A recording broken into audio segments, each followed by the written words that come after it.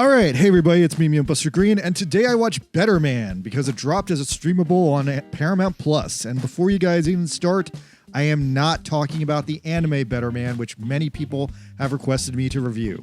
But I have seen the anime Betterman. I just haven't seen it since it came out a billion years ago, and I feel like I need to rewatch it because I forgot most of the details. Aside from there was a super hot chick with red and green hair, a nerd, a constant ominous reference to the book Flowers for a Jonin, and somehow it tied into Gal Geiger at the end. Anyway, I'm not talking about that today. Today I'm talking about the recent monkey movie called Betterman, a movie from England, a movie so British it might actually make me think I'm British. So warning here in case it gets on me. I would say this movie is kind of proud of England, despite constantly reinforcing that it's a horrible, depressing place to live, where the government will force you to do things that will mentally destroy you. Anyway, this movie was universally hated, and that was strange to me. And despite all that, I went to see what the big deal was and why. It's truly rare for a bad movie to be so bad that everyone unanimously agrees that this movie wasn't a mistake to be made. And I came into this one thinking, well, maybe I'd find some silver lining, some good in it. Maybe I'd like it despite everyone else hating it. But I didn't. It actually is as bad as everyone thought it was. So to sum up the two reasons I wanted to see it, a majority of my film critic friends said that it was one of those underrated movies that you really have to be super smart to understand. And B, it's just a weird movie starring a monkey monster man. And I'm usually all in on that. You put a monkey on the forefront of a movie and I'm like, okay, I want to find out what the deal is about this interesting monkey here. We've had a lot of cool monkey movies this year, and it's really hard to fuck up a movie that stars an animated monkey lead character, but god damn it, this is the one that did it.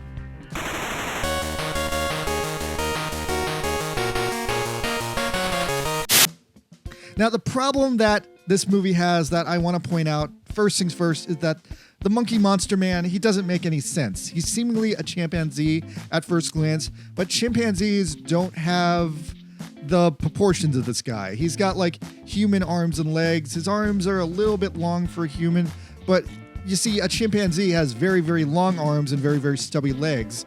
And when they stand up, they kind of look like this. And this guy doesn't have that. He seems like he's got longer than average arms for a person, but he's definitely got person legs. He's definitely got those old human legs, making him very, very uncanny to my eyes.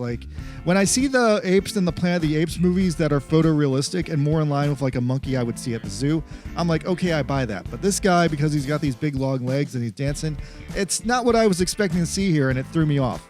He never walks on his hands like a monkey. He does not exhibit any of the trademark cliche monkey behaviors that they are good about playing up in those Planet of the Apes movies. He also speaks perfect British English and has high-level human intelligence, which are both weird and unaverage for your average chimpanzee.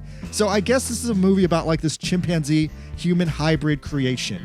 But the next big problem I have with the movie is the movie starts off with the monkey man already being 12 years old and adopted into a family of humans. So I'm like, what the fuck happened here? I have a million questions about what the fuck is this monkey man? Where did he come from? Why is he? Why did he land in the planet Britain? Did he come from the planet Krypton? Is he a science experiment gone wrong? Was he created by Dr. Moreau? I've heard that the island of Dr. Moreau is off the coast of England. So did he come from there? Is he a freak? Is he adopted? How was he adopted? Is the British government okay with this random family raising this random monkey man? Does no one acknowledge that he's a monkey? Is this a Truman Show experiment where people are being bribed to pacify this monkey so he doesn't rip someone's face off? The fact that the movie does not give us the origin of this bizarre and deformed monkey man is perhaps its strangest and most weird choice, but I'm not even done there because I don't super like this monkey man. He curses a lot, he does drugs all the time, and he does a lot of air humping that makes me very uncomfortable and slightly offended. So at the start of the movie, they never establish the monkey's name. He later gets a bunch of stage names, and they call him Gary for a while. Maybe his name was Gary, but it's just weird that they don't point out the name of the monkey at the start of the movie, so that also pissed me off. So I'm just going to call him a monkey, because he is a monkey. Anyway, the monkey learns to sing with his dad. His dad leaves him. He acts in a play. He's a pirate. Time passes. Eventually, he joins this gay boy band. And I mean, literally, it was a gay boy band for gay people. But then time passes, and they become less of a gay boy band at some point. But they're still very, very gay. Look, I don't know anything about gay British music, but Google tells me there was a gay British band at this time called Wham. So I'm assuming this was Wham. I'm not sure which one of these guys is Wham though. So wait. I would have heard if Wham had a talking monkey in it. Is this a true story or a made up story? You know what? The more I think about it, I would have heard if there was a talking monkey that existed in the 1980s. So this can't be a true story. But then again, people have definitely been trying to teach monkeys to talk, although they just haven't made the jump yet. Then again, they just came out with woolly mice, so I guess that's like the next thing on the genetic abomination agenda. Anyway, monkeys can't talk, so this is a fantasy film. Anyway, so he's in this gay boy band, and they do this really expensive, cool musical dance number on the street. The gay boy band does a bunch of cool costume changes, and they break some stuff, and they like eat some candy. Eventually, he gets pissed off of the gay boy band, so he leaves the gay boy band, and he steals their watermelon, which is such an offensive cliche for a monkey to perform. Come on, movie. That's like the cliche monkey behavior going to go with, that he steals watermelons, that all monkeys like watermelons. Fuck that. That's racist. Anyway, so the monkey then wrecks his car in a fit of rage, falls in a freezing river, but doesn't die when he thinks of all the human women he could sleep with. So then he goes off womanizing. He ends up being a nice girl, a blonde human girl. It's super awkward. I was really hoping that he would meet like a nice, proper female chimpanzee, but no, the director here was a sick freak. He wanted some disgusting interspecies romance in this film, and it is awkward, weird, and off-putting. Look, I'm completely okay with the gay stuff, but seeing a human female kissing a chimpanzee male, that thing kind of bothers me, especially because as the movie unfolds, he immediately tries to get her pregnant, which is just like, ick. Like, I guess I just really wish he had dated another chimpanzee. I think if this was just like two chimpanzees mating, I would have been okay with it. But I guess that was like a whole intelligence things. Also, now that I think about it, the monkey never spends any other time with any other monkeys. So what the hell is wrong with this movie? This is like presenting us with like a world where there's like only one monkey and he speaks perfect English. Like, I do not fundamentally get the core existence of this character. He's the world's only intelligent monkey and he does nothing with it. He wastes his damn life, becomes a damn drug addict, and maybe that's why the story was buried. Maybe that's why it's a dumb story. That's maybe why everyone hated this movie, because it's a story of the world's first intelligent monkey, and he's gone and ruined it all with his fucking cocaine problem. Anyway, he and this girl intensely hit it off, and apparently they're about to give birth to this legendary half-human, half-chimpanzee abomination called a humanzee, an abomination of urban legend that no one wants to allow to happen, so this girl is forced to get an abortion by the British government or some shit. Horrible stuff. The abortion messes them both up, but this is why interspecies romance is fucking crazy, because considering how much gross sex stuff there was in this movie, I'm really surprised that they didn't straight up show a monkey interbreeding with a girl, but they weirdly work around that despite having some pretty gross stuff elsewhere in the movie. Like, there's a scene earlier where the prostitute gives the monkey a hand job. Anyway, the monkey teams up with this brilliant songwriter who's seemingly trying to screw him over literally, but with the help of the songwriter, he becomes an instant overnight successful rock star, which I guess was his long-term dream. Now, I kind of think the songwriter here was the real talent here, but the movie goes super out of the way to heavily imply that this guy was a sex creeper and deserves no praise. I guess the movie also bombed in America because it has a lot of uncomfortable sexuality talk. Now, after this, the movie should be over. You would think it's over. You would think he became a successful rock star, it's over. But then it just dicks around for another 40 minutes, wasting time.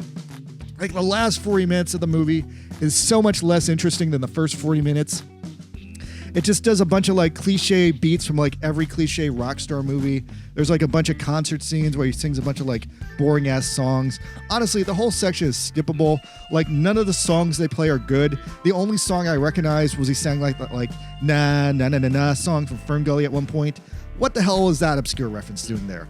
That's not even like the best song in Ferngully. The best song is Toxic Love. You know, I'm calling it. This movie is worse than Ferngully. Go watch Ferngully instead.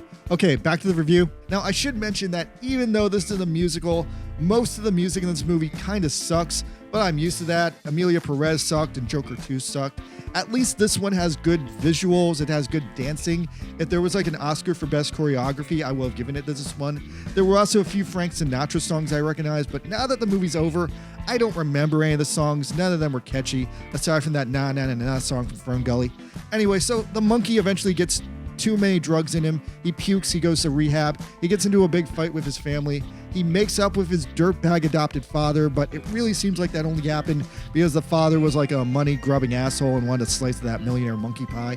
The father seemed like a straight one-for-one parody of Elton John's shitty father from the Rocket Man movie. Wait, now that I think about it, is this whole movie just a parody of Rocket Man, but if it was a monkey instead of Elton John? Is that the joke they were trying to tell me? Is that like the whole like big deception of this movie? But so anyway, then the movie ends with a monkey playing at Live Aid. Oh, because Live Aid is how that Freddie Mercury movie ended. That movie was called Bohemian Rhapsody, right? Oh, is this just like Bohemian Rhapsody if it was a monkey instead? Oh, wait, is it like both of those movies together, but instead of a rock star, it's a fucking monkey? Is this like a metaphor for the fact that all rock stars are just dancing monkeys?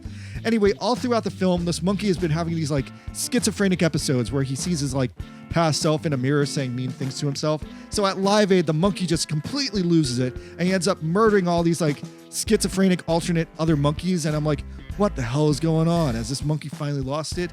Is any of this real? Did any of this matter? Is he actually mauling a crowd of spectators? Anyway, it doesn't fucking matter because the movie doesn't answer any of these questions, and it ends after all that with the monkey just telling me to fuck myself for watching this movie. Oh, so that's the joke. You finally made a monkey out of me. The joke is that no one should watch this movie or the monkey's going to tell you to fuck off. Nah, fuck all that. I sat through your entire 2 hours too long movie and you have the offense to tell me to fuck off, Monkey Man? Well, fuck you, Monkey Man. I don't like you anymore.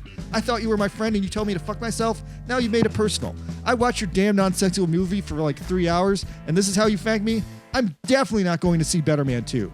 Yo, if they make Betterman 2, we're boycotting it. I can see now why this movie fucking pissed so many people off because you literally told everyone who bothered to sit through this entire fucking movie to get fucked. That is so fucking mean. Like, overall, this movie made no fucking sense. I don't know where this monkey came from. I do not know why he's trying to breed with human women. Was he trying to rush her in this race of hybrid monkey people? Is that why he won't socialize with other monkeys? Because he's trying to breed the human intelligent trait off a human woman? Couldn't he just start a race of hybrid monkeys with other monkeys? So many unanswered questions in this movie about what this monkey character is and what he fundamentally wants. I don't know why he doesn't just try to establish a Planet of the Apes with some proper elegant monkey girls. The more I got to know this asshole monkey, the less I like him as a person. Betterman gets a 3 out of 10. Pros, it's a movie about a dumb dancing monkey. Cons, nothing about the monkey makes any sense. I really want to see the monkey interacting with other monkeys. The stupid monkey show stayed in Wham and not ruined Live Aid. This monkey does numerous evil things and faces no consequences for them. The monkey's constant negative behavior and rude attitude makes him unsympathetic. Alright, so that's the end of this dumb monkey story, but leave a comment and maybe I will also tell you guys the urban legend of the Human Z, because that itself is a scary, spooky story about how this one time maybe a human being and a monkey had sex and they might have created this horrible abomination that like lived this like painful, twisted life. Anyway, I'm out. Monkeys.